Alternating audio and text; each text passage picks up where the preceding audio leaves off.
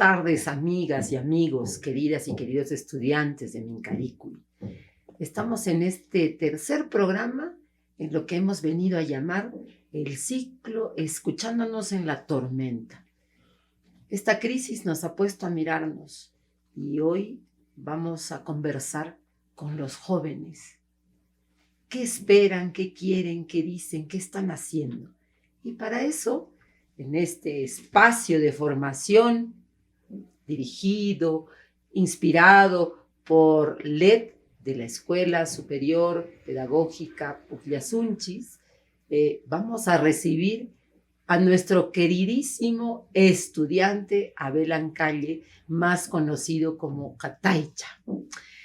Abel, y me place decirlo, Abel no es solo un estudiante cualquiera, sino que es un estudiante que proviene de nuestras comunidades. Él dice que está nacido en Urcos, pero que puede haber sido originario de cualquiera de nuestras 13 provincias y es más, de cualquier parte del Ande. Es reconocido líder en nuestro medio, así es que, Abel, un gusto tenerte en Mincaricui esta tarde. Bienvenido, muy buenas tardes. Alianchi, Menaya, Tania, muchas gracias por la invitación. Como mencionas, es importante que la voz de los jóvenes también sean escuchadas en este contexto. Muchas gracias por el recibimiento. Espero compartir lo poquito que hemos ido aprendiendo y también lo que pensamos y sentimos al respecto. Abel, y en esta crisis que nos ha tocado vivir, que a veces nos desalienta, ¿qué crees que es el corazón de la crisis? ¿Cuál es el centro de esta crisis? ¿Qué creen ustedes, los jóvenes, particularmente los jóvenes semejantes a ti, que ha provocado esta crisis? Desde mi punto de vista, tiene que ver particularmente con las reglas de juego. Uh-huh. En el país, en nuestro país, se ha visto que las reglas de juego no están bien definidas, ¿no? En la cual hemos visto a personas que tienen o por lo menos manejan la solvencia económica. Ellos pueden hacer y deshacer lo que les parezca, ¿no? Y yo creo que en ese punto es donde tenemos que verlo, qué es el corazón, es como la fuente de todo lo que está pasando en nuestro país, ¿no? Hay muchos artículos, muchos capítulos de la Constitución en la cual están escritos, pero en la práctica no se cumplen esos. En la práctica, como le decía, el que tiene plata o el que tiene manejo económico puede hacer lo que quiera, pisando, violando y vulnerando los derechos de los que menos tienen. También vemos la clase política. En la clase política, lamentablemente, a nosotros teóricamente nos hacen conocer de manera muy distinta la política, pero lo que vemos no es política, es politiquería, ¿no? En la cual nosotros, por lo menos, no estamos de acuerdo. Muchos de los jóvenes nos hemos dado cuenta que no se practica política, se practica politiquería, simplemente con el hecho de beneficiarse a su propio grupo, ¿no? Como vemos en las grandes empresas o empresarios, que son unos cuantos en nuestro país, los cuales son los que deciden el destino del país y afectando, ¿no?, de la mayoría, ¿no?, una minoría. Es importante que hagas esa diferencia entre política y politiquería.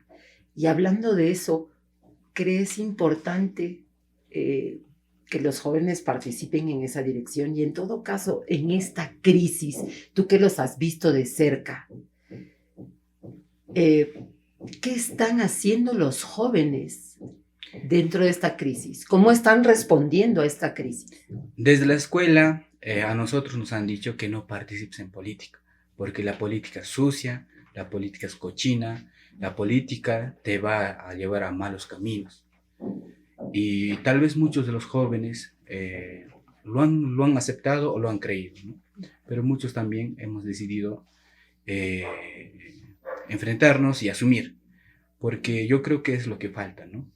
Estar también nosotros involucrados en este tema y saber cuáles son las decisiones, cuáles son las normas, las leyes que ellos aprueban, los cuales, si no nos interesamos, después nos sentimos como solo criticones y no parte, ¿no? Porque también la política es acción. En ese sentido, los jóvenes hoy en día, si bien es cierto, están también distraídos en muchas cosas, pero en esta última etapa, desde diciembre, o tal vez desde más antes, ¿no? Desde el 2000, cuando Merino fue retirado, o por lo menos hemos salido a las calles a protestar, a manifestarnos, a hacernos escuchar, estamos más activos. Yo creo que eso tiene que ver con la información que nosotros manejamos, ¿no? En tiempos atrás, tal vez en los 90s, en las cuales la información era limitada, ¿no?, a la población, y quizás solo un grupo de jóvenes o personas podían tener una información veraz, porque bien sabemos que si tienes información, tienes el poder, ¿no? Entonces, en ese caso, yo creo que los jóvenes de hoy en día tienen acceso a diferentes plataformas en las redes sociales, no solo están esperando los canales de TV nacional, que sabemos bien claro que están direccionados y siempre están jugando su partido o están tapándose entre ellos, ¿no? Entonces yo creo que nosotros hemos acertado para poder buscar quiénes pueden tener la fuente confiable y no de los canales tradicionales o las emisoras tradicionales, que las informaciones son recontra sesgadas.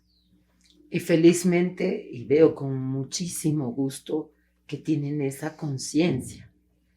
En un momento sentíamos miembros de otras generaciones de que estaban como con anomia, pero cuando efectivamente pasó lo de Merino, fue una caricia a la fe. Y a propósito, ¿qué salidas ven ustedes los jóvenes líderes, las jóvenes líderes a esta crisis? ¿Ven alguna salida? Sí hay alguna salida, pero falta trabajar bastante. Yo creo que tiene que empezar desde la educación, ¿no? La educación que recibimos es recontra paupérrima, en el sentido de que no está contextualizada, ¿no? No considera nuestras realidades, no considera nuestras miradas, desde dónde estamos nosotros. Tal vez requerimos proyectos. Entonces, en ese sentido, el ministerio, que justo lo que acaba de pasar de unos días, ¿no?, que las universidades que han sido como por la SUNEDU aprobadas, son manipulados, o por lo menos están siendo controlados por las universidades que no tienen esa calidad, ¿no? Esa aprobación. Esa aprobación, ¿no? No tienen esa aprobación y son las que...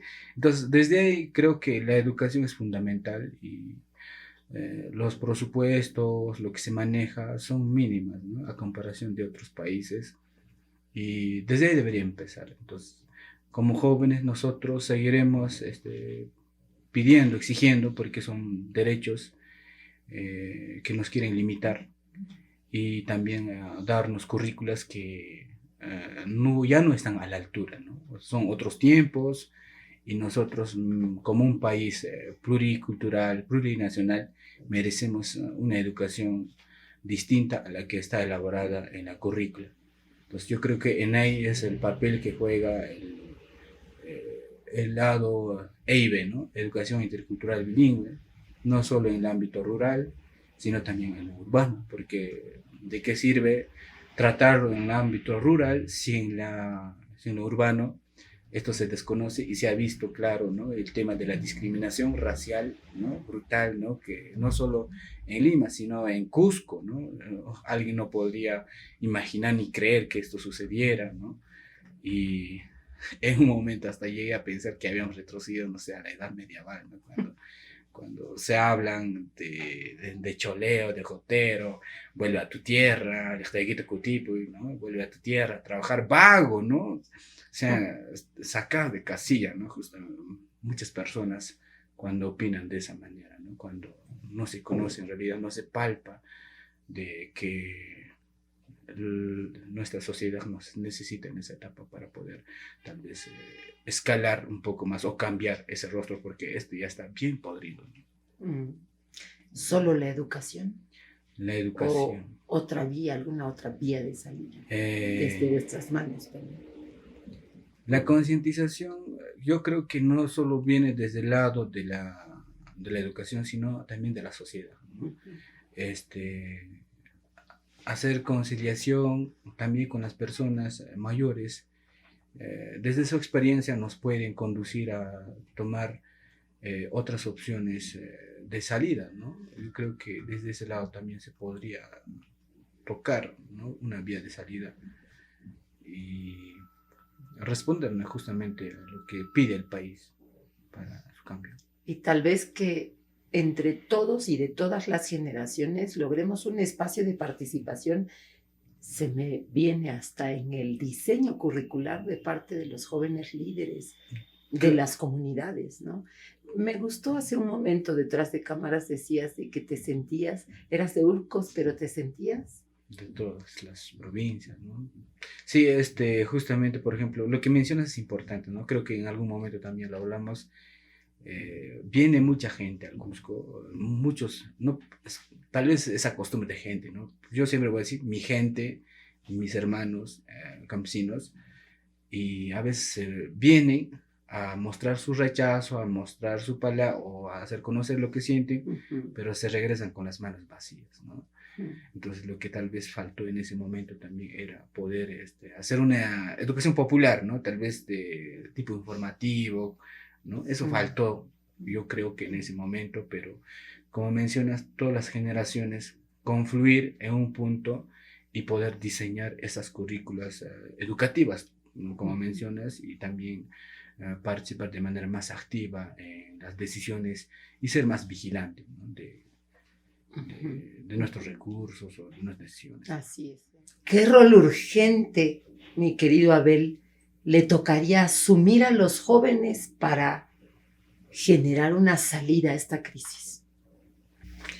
Es muy importante que como jóvenes estemos informados, yo creo, y muchos de nuestros hermanos del campo no reciben esa información alemana. Entonces, lo que yo estoy haciendo, no sé si basta, pero estoy haciendo radio, ¿no?, todos los días justamente en ese sentido, ¿no? No solo estoy hablando yo, invito a otros hermanos de otros países, Bolivia, Ecuador, los cuales también nos comparten, ¿no?, sus conocimientos, nos cuentan, ¿no?, cuál ha sido la salida que están tomando, cómo han ido progresando, cómo se han ido empoderando, porque sabemos que Perú todavía está, ¿no? Yo siento que todavía está, ¿no?, empezando recién a poder empoderarse como hermanos campesinos, hijos de hermanos campesinos, ¿no? Entonces cuando nos comparten estas realidades, nosotros vemos, ¿no? Y si ellos, y si pudieron, y nosotros qué, ¿no? Entonces, en ese sentido, yo estoy haciendo esa aposta. Seguramente hay también otros medios, ¿no?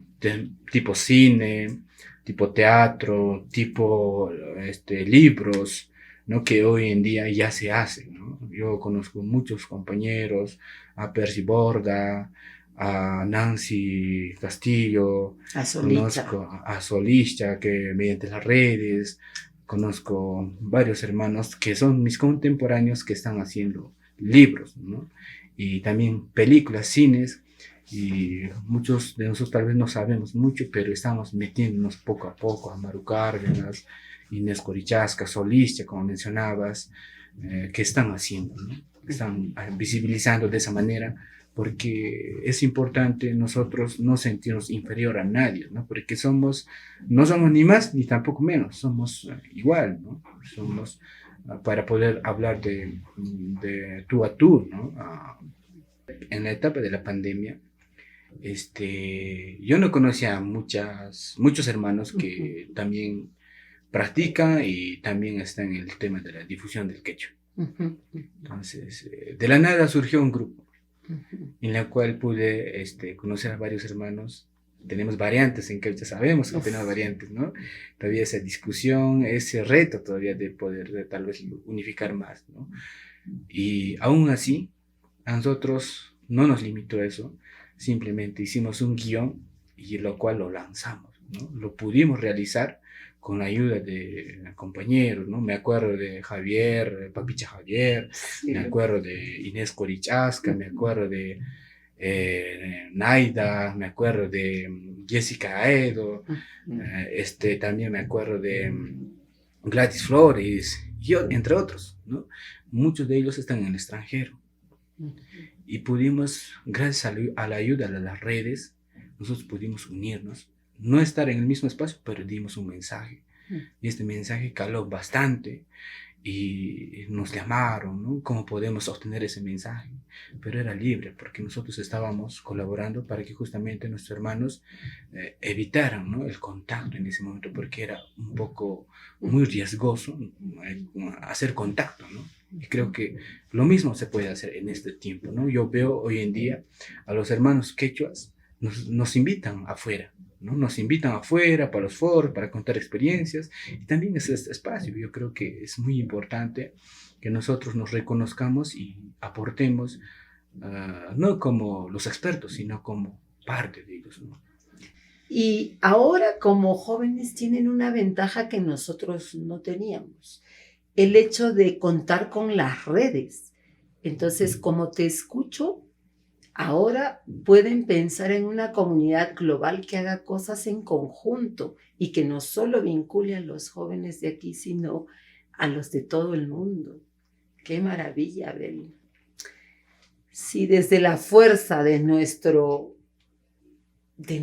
arraigo cultural, del tuyo que representas, del nuestro, tuvieras que elegir una palabra que esta cultura ha de aportar a la salida de esta crisis, ¿cuál sería? Yo creo que puedo resumirlo en Aini. Lo que se ha visto hoy en día en la crisis de nuestros hermanos quechuas, aymaras, es el Aini. Sin esperar nada a cambio, simplemente porque el Aini es la construcción, la base. Tal vez podamos complementar con el Minca y el Amita, pero el Aini sería mi palabra, con lo cual podemos resumir, y no es solo palabras, ¿no? Tiene un contexto fondo fuerte atrás, ¿no? Y hablando del AINI, ¿no? Que además en muchas veces que hemos conversado, porque ha sido estudiante en mi aula también,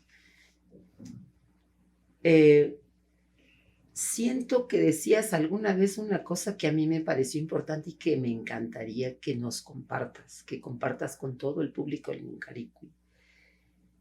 ¿A ustedes los ha inspirado también conocer algunas cosas de nuestra historia reciente y por supuesto de la historia de nuestras rebeldías a lo largo de toda nuestra república? Pero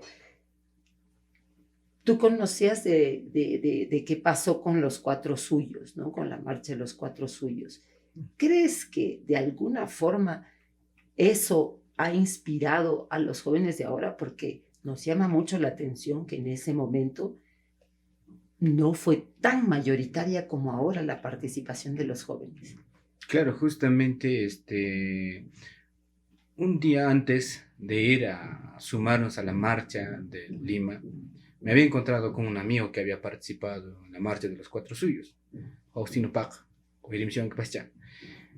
Me comentaba que, como mencionas, efectivamente no eran pues la mayoría jóvenes, no habían ido personas mayores, y los cuales muchos de ellos eran ya dirigentes, habían participado, no sé, de parte del ejército y todo eso.